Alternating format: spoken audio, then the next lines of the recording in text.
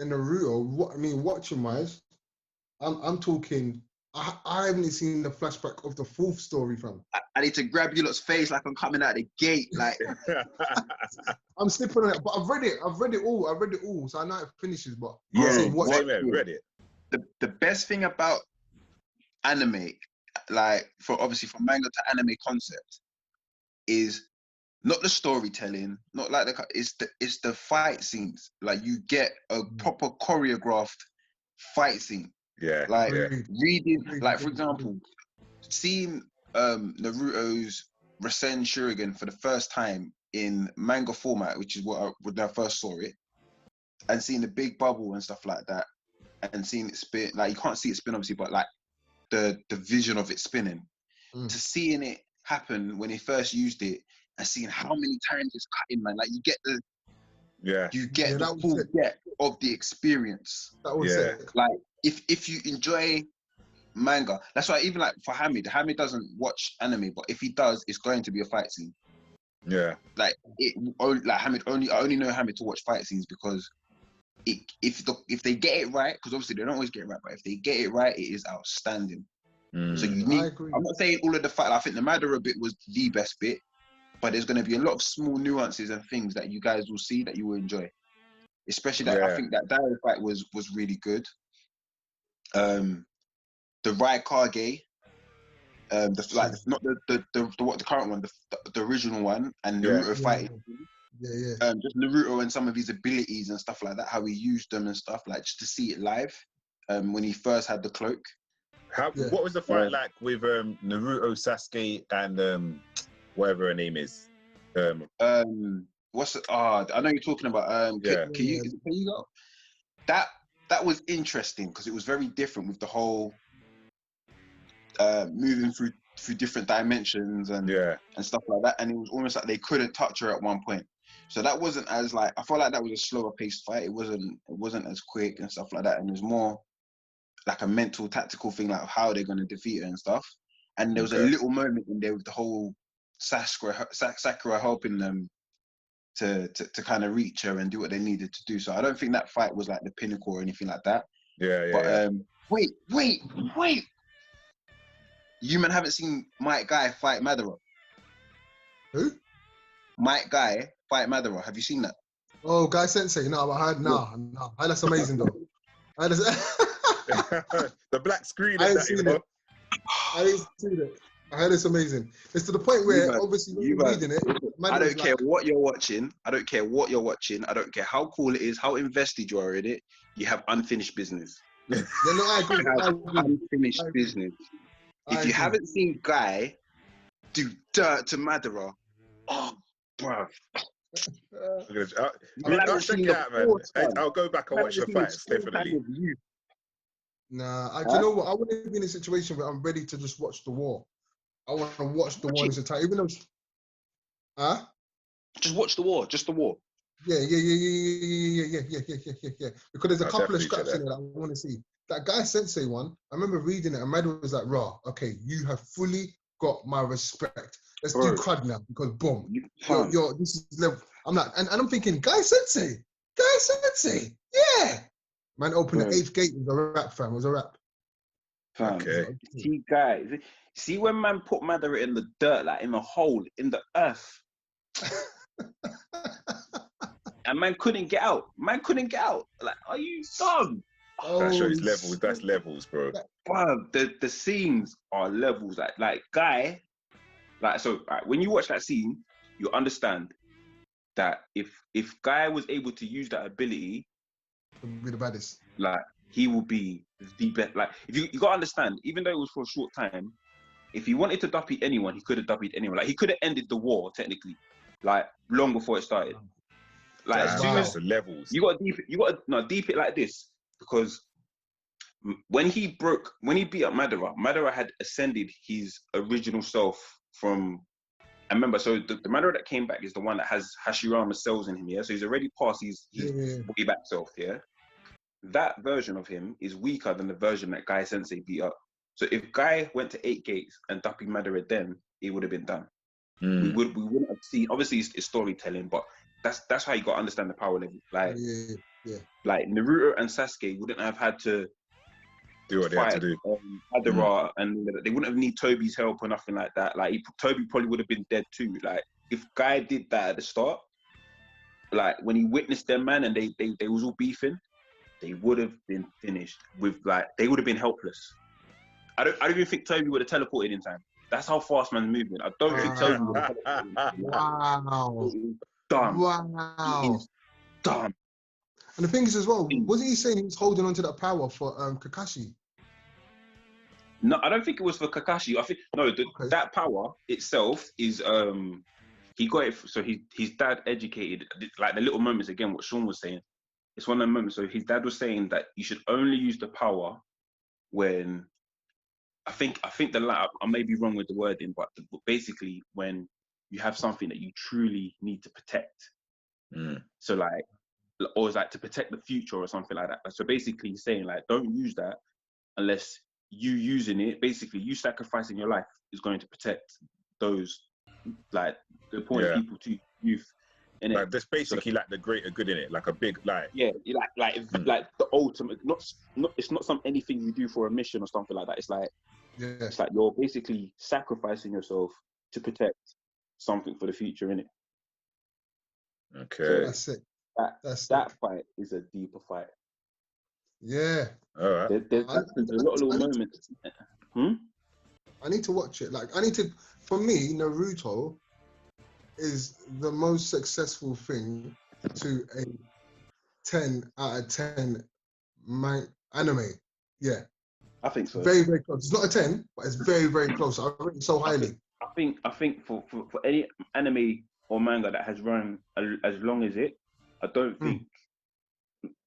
think there's anything better than it personally. I agree. I agree. Yeah. I agree. Like in terms of like as an anime, One Piece. Yeah. I agree. Like I don't. It's my opinion, but I don't think anything was above it. I don't think it was perfect, but I don't think there's anything above it. I think it set the bar. I agree.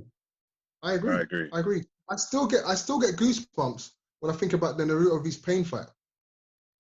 Yeah. It's a big moment, isn't it? There's major moments in that. There's major moments. I mean, obviously when what's his name? When Shikamaru's I know you're gonna say. I know you're gonna say. Not when his sensei dies. What's his name? Sensei. Yeah, when his sensei dies. Oh, that was emotional. Yeah, that was emotional. That's when you know what is mad? I think as well that was very early in Shippuden, isn't it?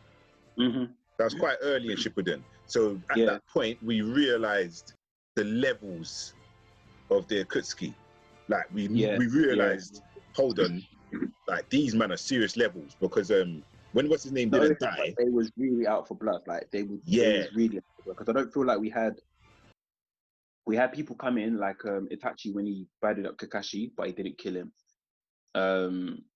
Zabuza, he was a demon, but he didn't kill anybody. Like anyone that you build a connection to. Zagara, madman, but he only damaged Lee. He didn't kill him.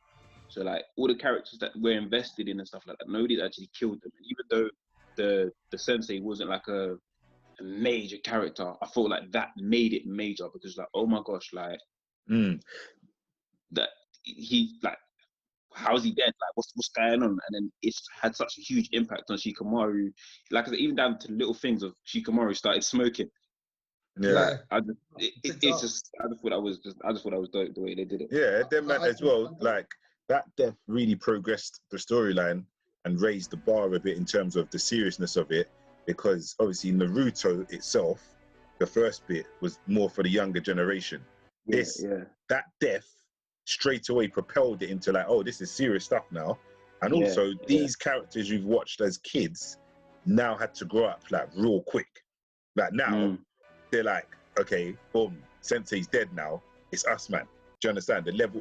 It was just psychologically, it was a good moment for. You got to applaud the writing as well, because obviously Naruto. I can't remember when it first came out, but obviously we're growing as people watching Naruto.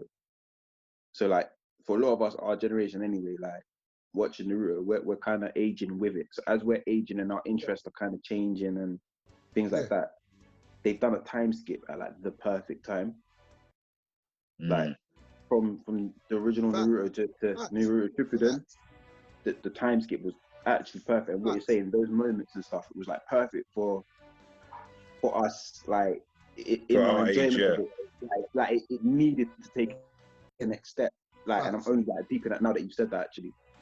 But for me though, coming back to your point, Sean, where you said it kind of forced the characters to grow up.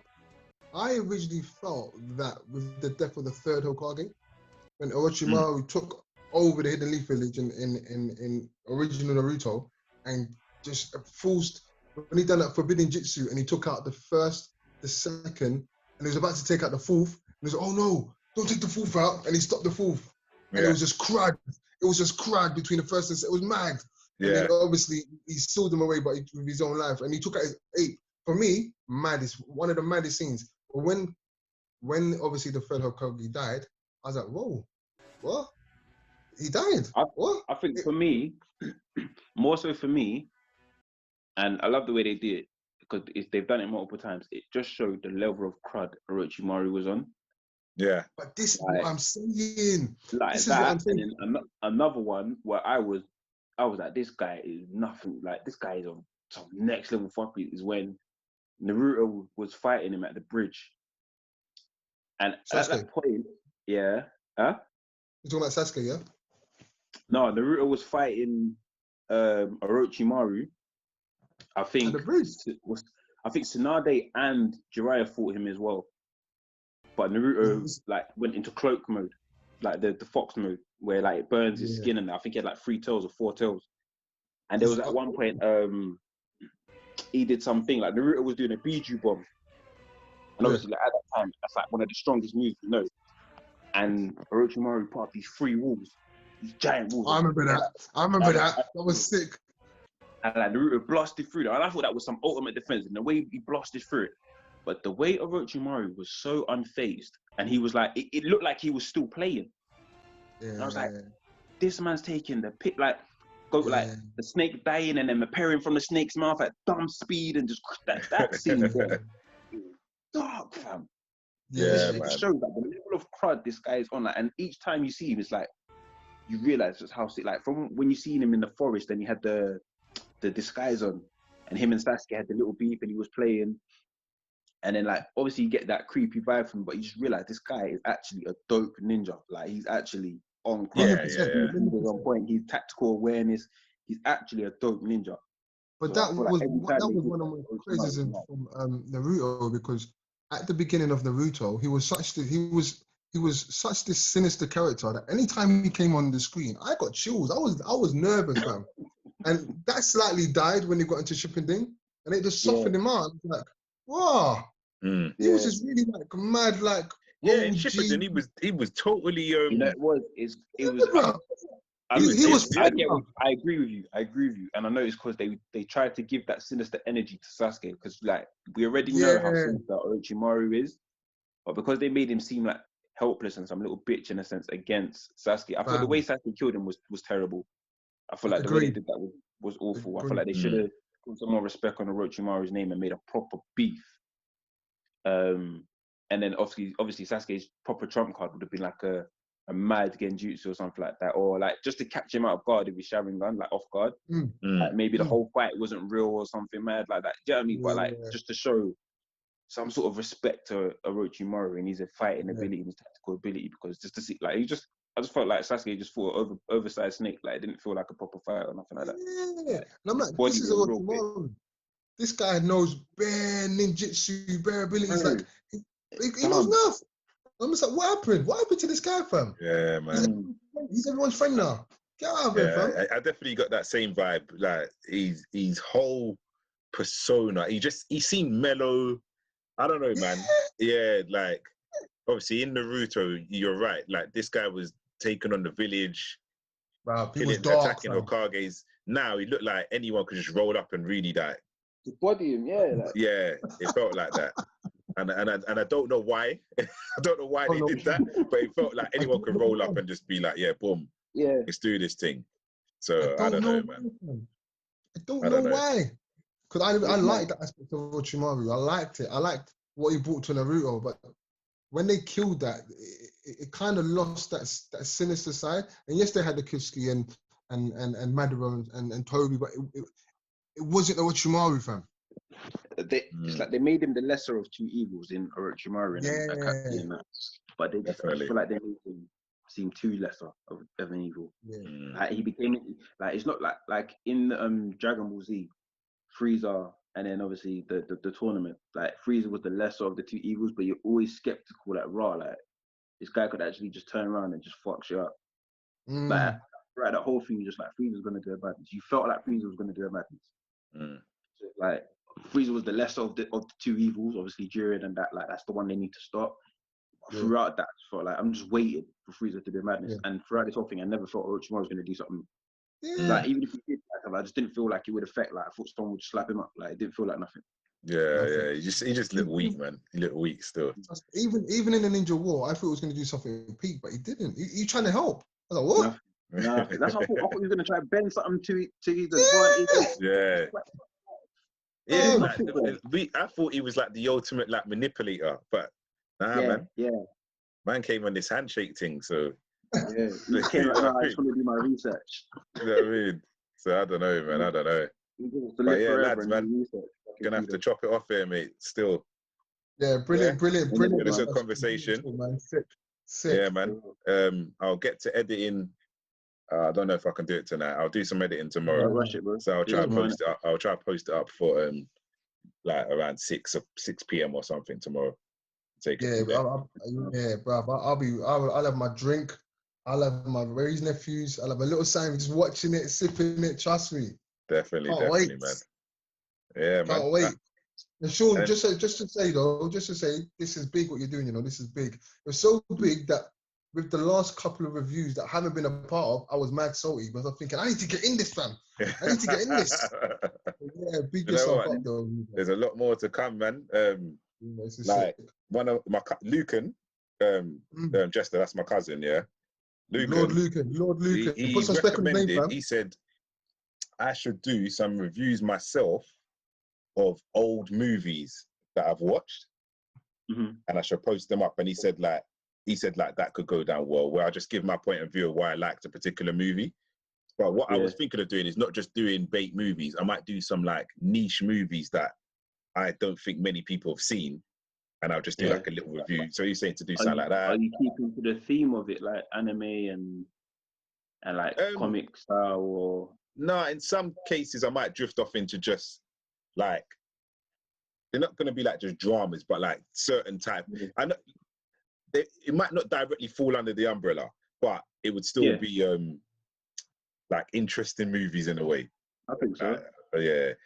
So there'll be a few, and then you might take some light, like shed a few gems on that for people that haven't seen stuff and things like that as well. Yeah, exactly.